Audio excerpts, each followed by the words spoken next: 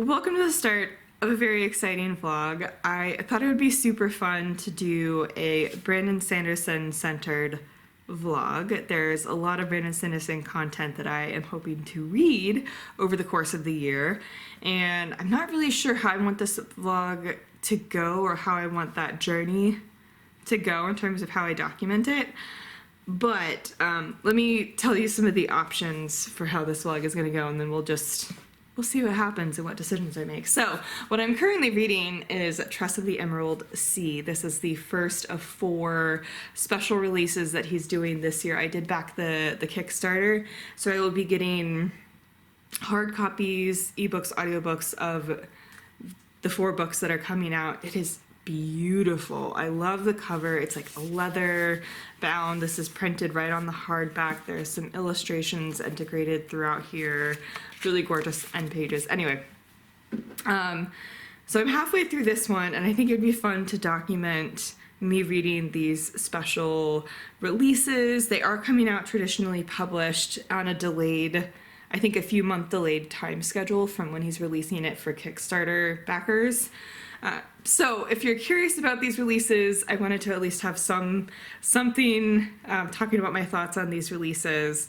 I also want to read Stormlight Archives this year, and so I'm not sure if I want to have this particular vlog be my thoughts on Trust of the Emerald Sea, and maybe it's mid-March at the moment I'm filming this clip, and the second book should be coming out in April. I will get the ebook and audiobook very likely early on in the month, and then the physical copy just kind of depends on how shipping and how quickly they're able to actually get the copies from the printer.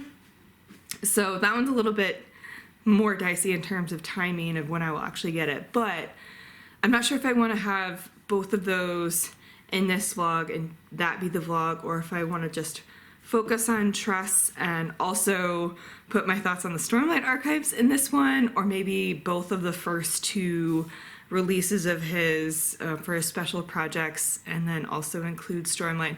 I'm not sure what I want to do, but those are my 2 main Sanderson projects this year, is to get as far as I can in the Stormlight Archives and read his special releases. Anyway, I'm about a little over halfway through. I'm adoring this.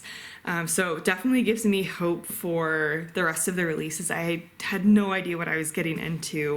Anyway, so in this one, you are following Tress, and Tress is just a delightful main character. I really like her. She's just very lovable. It's very fairy tale vibes in this one, very whimsical, just fun adventure, some magic, but very, very fairy tale storytelling and kind of structure to it. Tress lives on a small island, and the people on this island really aren't allowed to leave for reasons. And one day, someone that she really cares about is, one of the nobility. They're some of the few people who are able to leave for very specific reasons. And so, one of them is in danger. She seems to be the only person willing to actually try to go get him. And so it's an adventure story to go after someone that she really cares about and try to rescue them. And she's not really someone who seeks out adventure or any type of adventurous life. She's very happy and content on this small island, and, isn't really one to question things too much or try to get in people's way or, raise a fuss or make a lot of noise. She just has her head down and wants to live her life. I think she's 17 or so at the start of the story. And so, you meet Tress and kind of get a sense of her personality. You meet the person that she cares about and see them interact. That part is relatively brief. And then she starts going on this adventure, and she starts to figure out how she can possibly get off this island, navigate these seas, She becomes a pirate. I mean, it's just delightful. I love pirate stories. And so Tress becoming a pirate on the seas is just utter delight. I love fantasy centered on ship, sea types of stories. The seas in this one are interesting. It's not a sea of water as we have here or traditionally think of. There are these spores, and so there's a whole conversation in here about these spores and how that works and what the dangers are there. But it is just delightful. I think the writing is really funny. I'm so engaged and entertained. It is written from a very particular person's perspective, but they're kind of an omniscient narrator and know what everyone's thinking and feeling, even if that character isn't physically present. That's all I'll say. But I'm loving the style of the storytelling. I'm loving the narrative structure and choices. I'm enjoying the humor of the person that is narrating this story. It's just fun and funny, and sometimes breaks the fourth wall a bit and talks to you as the reader. I think it's working well to kind of mix that humor with whimsical kinds of elements as well. I think it's working, at least for me, it's working really well. So yeah, very, very positive initial thoughts, which is fantastic. I'm so excited that I love these because I'd be very, very sad if I didn't and had these beautiful copies, but ultimately didn't enjoy them. Anyway, so that is the initial update, a bit over halfway through. I will check in again once I've finished, and then we'll see where this vlog takes us. So I finished Trust of the Emerald Sea. Absolutely adored this. I don't have too much else to add from my previous check-in. I just think the narration style, the storytelling structure, the characters, the adventure just all work together so well. It was just such a fun, charming adventure with a likable, charming main character. I adore Tress as a character. I think she goes through a fun arc of, super fun character development throughout the story. And I just love her so much. I think this was just imaginative and fun, fairy tale vibes, but with a very distinct narration style and humor. And it worked for me. I think it all worked really well together. And yeah, I had such a good time with it. So I'm really looking forward to what he's cooking up for the rest of his surprise novels. We'll see what happens. And yeah, I'll check in when I decide what I'm doing with the rest of this vlog, because I don't know yet.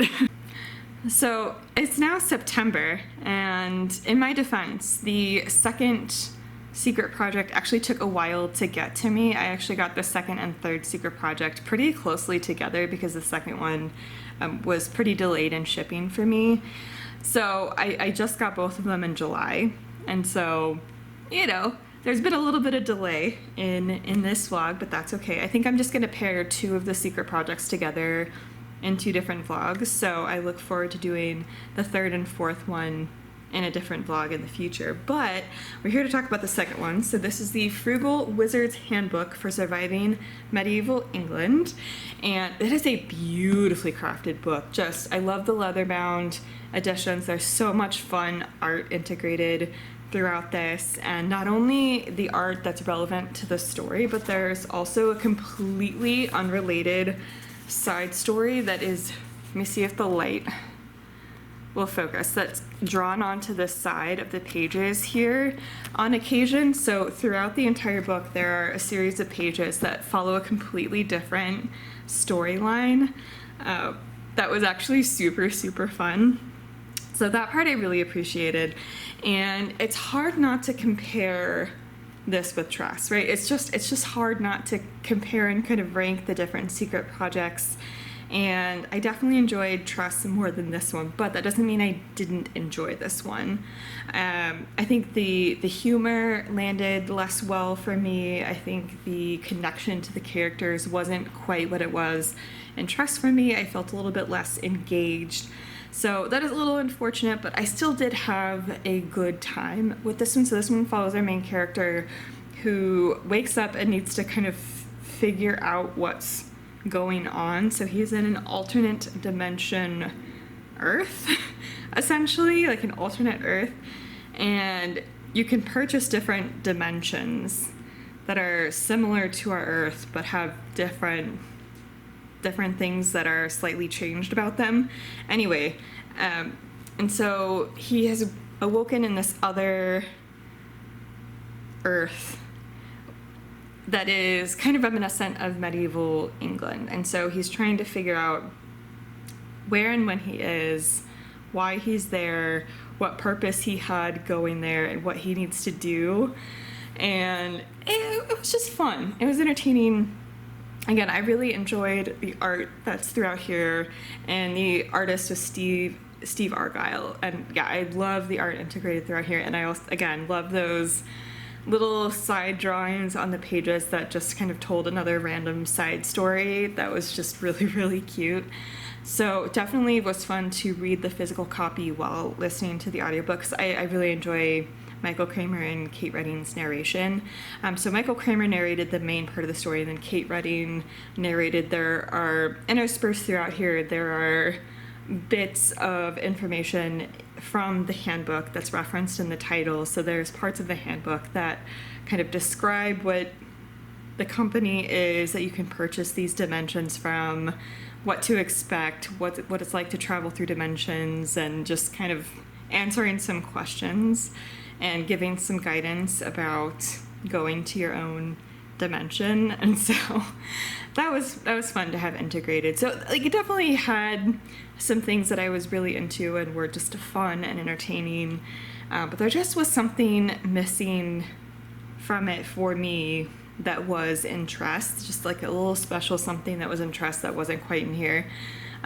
But you know, and I don't think I'm the only one with that opinion from the few reviews I've seen. But you know, I tried to go in just wanting to see what the experience is like for me, and just that was my experience. I'm very excited to read the third one, and I'm so excited for the fourth one as well. I'm just excited for every secret project, because I think these are just going to be a collection of just stories that you can tell are written at a time when someone just needed something fun and comforting, and that's what these books have provided so far. And so I'm very excited to continue. I do have the third one, but I'm going to go ahead and wrap up this vlog here and start a separate vlog talking about the next two secret projects. So yeah, thank you so much for watching. Let me know if you have read the secret projects and what your thoughts were on the first couple. I would love to know, or if you read one or the other. I would love to hear your thoughts and just see what your take was on these. So again, thank you so much for watching. Subscribe for more bookish content, and I'll leave my Instagram down below, as well as more information about how you can support the Black Lives Matter movement, and I will see you in the next one. Bye.